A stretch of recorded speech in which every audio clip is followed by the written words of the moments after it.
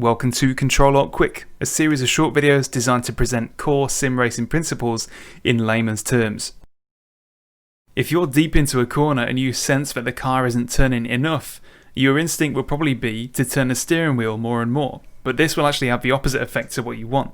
It'll make your front tyres slide and have less grip. This is actually a really common habit amongst new people particularly, and here's an example of the steering action I'm talking about via some lap data. Represented in blue is my student driver's steering wheel telemetry, and represented in red is my telemetry. You can see how much more he turns his steering wheel going around it, and yet he'll go around the corner slower and he'll lose lap time compared to me. And not only is it slower, he's also pushing the front tyres actually harder than I am, and he's generating more heat, so he loses all around. The lesson being portrayed here is that more steering does not equal more turning. The reason why you can't just steer more to turn more is because the grip your front tyres give drops right off when you twist them past their sweet spot. In every tyre there is an angle in which they meet the track, which gives the best amount of actual turning force on the nose of the car. If you push your tyre angle past this sweet spot, you're not gaining anything, you're just generating a lot of heat and wasting speed. And the sweet spot is not just a fixed angle that you should use for every corner. The sweet spot varies from corner to corner depending on the situation. Sometimes the sweet spot steering angle can be quite a high angle, such as in a slow hairpin turn. Sometimes the sweet spot can be just a few degrees, like in a really fast 100-mile-an-hour corner. Because the faster you're going, the more your car resists changing direction when you turn the wheel. Just like how you can turn your bike handlebars quite a lot more when you're going at walking pace than you can at full speed, at least without an accident. So I've got a visual analogy which I think sums it up pretty well, and it happens to use this steering wheel. So I want you to imagine that the steering wheel represents how much your tyres are turned. So, easy, steering equals steering. But what I want you to visualize is that your tyres are represented by my hands, so my fingers and hands. That's what represents how much grip your tyres have got on the track. So pretending now that we're going into a corner, we're turning in, all my fingers are still in the handles of the steering wheel because it's at an angle that I'm comfortable with, and your tyres are within the angle that they're comfortable with.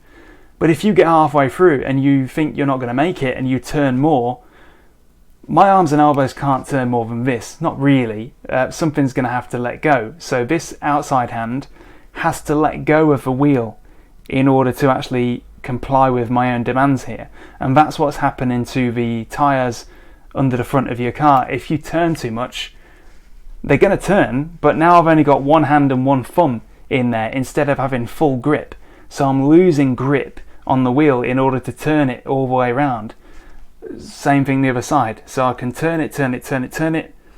If I panic and put too much turning on now mid-corner, my tyres, as represented by my hands, are just going to go, okay, but I've only got one hand on the wheel now essentially.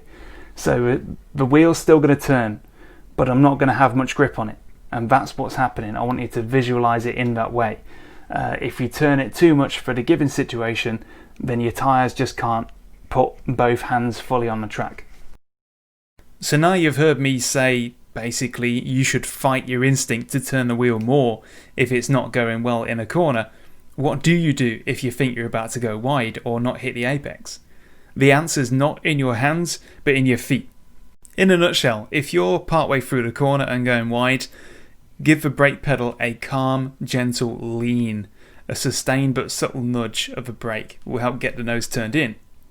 Replacing the frustrated additional steering with a calm, zen-like lean of the brake should do the trick. But beware, as this also comes with its own problems, because if you panic and use more than just a pinch of brake, you'll overwhelm the front tyres that are already working hard to turn the car, and you'll lock up, or you'll send the tail spinning round. So it's a method that requires practice, but pays off massively with a little bit of repetition. If you mostly find yourself going wide on the corner exit, you're probably accelerating too early. You need to ease back off the throttle and try to resist getting on the power so early the next time you exit that corner. Most cars have the ability to turn the front tyres to quite high angles because if they didn't, they couldn't get out of the pits. But once you're on track and you reach any kind of speed, most of that available steering angle should never be needed. so kick the habit and remember to steer in moderation. You can read a lot more about the dynamics of cornering in chapter 4 of the Skip Barber book. This is a book I strongly recommend as it is stacked full of approachable explanations about racing car control from the real world. So check it out using the link in the description below. Take note also that the quality of your force feedback can have a direct impact in how quickly you're able to hone in on the behaviour of those front tyres and find that sweet spot. I can vouch for the fact that I did find the limit much easier to sense physically with my Fanatec CSL Elite than I did with my Logitech G29. See more about that in the video link in the display on the right hand side now. Thank you very much, and do leave a comment if you've got any questions or you want to give your take on things. Keep your eyes out for the upcoming video on why spins happen.